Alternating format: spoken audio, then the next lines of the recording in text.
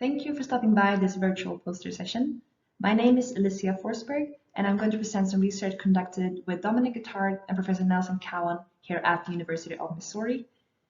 If you have any questions or comments, we would love to hear from you. See the top of this slide for my contact details. Visual working memory is known to be very limited. Visual long-term memory, on the other hand, seems to be basically unlimited. Still, long-term memory retrieval often fails. For instance, you might have been watching a talk earlier today, but failed to remember what the speaker was wearing, even though you were looking at them for quite some time. Here, we explored whether working memory limitations contribute to such long-term memory failures.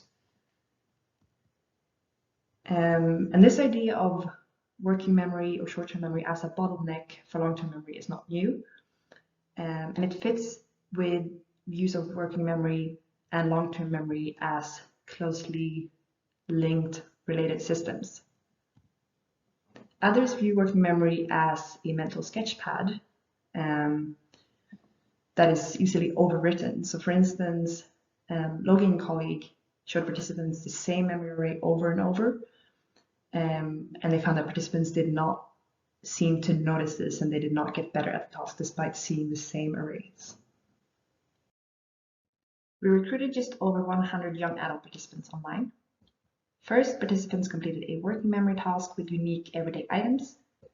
The crucial manipulation was the set size, ranging from 2 to 8 items. And the presentation time was adjusted according to the number of items in the set. Then participants did a 1-minute distraction task where they verified some math problems. And finally, participants did a long-term memory task for the items seen in the working memory task. So starting with memory accuracy, we used 2 different types of scoring. So in lenient scoring, correct guesses were considered correct, and in the strict scoring, guesses were always considered incorrect. So as you can see here in the working memory task, performance was better for items presented in smaller sets. So this is not unexpected, but the crucial question is whether items more likely held in working memory, so the items from smaller set sizes, would be better remembered in the long-term memory test. And as you can see here, that seemed to be the case. So this suggests that this working memory bottleneck also constrains long-term memory encoding.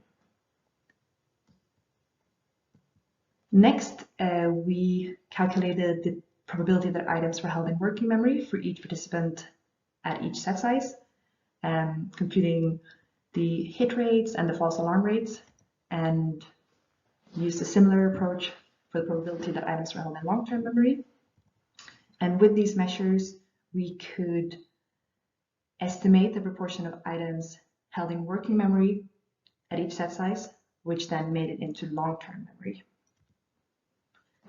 And here you can see that this proportion appeared higher at set size 2 compared to all the other set sizes, perhaps suggesting that when working memory is not overloaded, even deeper or better long-term memory encoding can take place. And finally, we also looked at each individual's working memory capacity and their long-term memory encoding.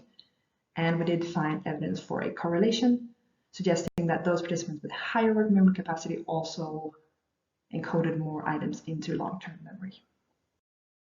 So both working memory and long-term memory performance was better for items presented as part of smaller working memory sets.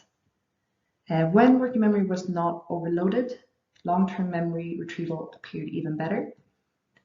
And high individual working memory capacity was correlated with better long-term memory. And combined, these results suggest that working memory capacity limitations act as a long-term memory encoding bottleneck. Thank you for listening, and thank you very much to my lab at the University of Missouri.